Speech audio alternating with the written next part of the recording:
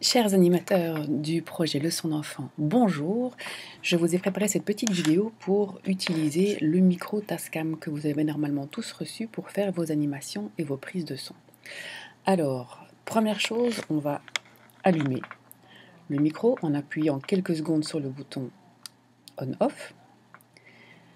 Alors, ce qu'il faut faire avant de commencer, c'est de régler le niveau de la prise de son, le niveau sonore de la prise de son, pour éviter que le son soit trop faible ou trop fort et qu'alors on ait des saturations au niveau du son par après.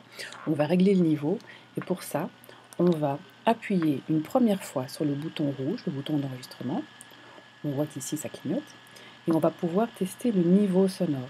Vous voyez ici que ça bouge et idéalement, il faudrait ajuster ce niveau grâce avec les deux petits boutons horizontaux ici pour que les petits carrés aillent en moyenne jusqu'au petit triangle qui se trouve ici en dessous des zéros. Si ça dépasse trop, le son va être saturé. Si c'est trop avant le petit triangle, on risque alors d'avoir un son trop faible et de devoir tendre l'oreille pour entendre. On peut aussi écouter la prise de son avec un casque, comme ici. On le branche alors dans le micro et on va pouvoir régler le son qui arrive dans le casque aussi pour éviter d'avoir un bruit trop violent ou de devoir tendre l'oreille. Alors on va régler le niveau qui arrive dans le micro grâce au bouton plus et au bouton moins, les boutons verticaux ici. Une fois que le son est réglé, on va lancer l'enregistrement en appuyant une deuxième fois sur le bouton REC. Et voilà, ça y est, le fichier démarre et enregistre maintenant tout ce que je dis.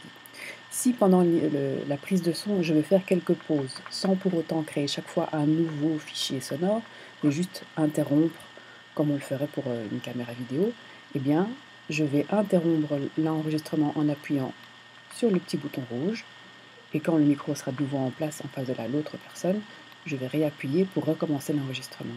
Comme ça, le fichier sonore est unique et il est comme s'il était déjà prémonté à l'avance finalement. C'est assez pratique pour le travail qui va suivre.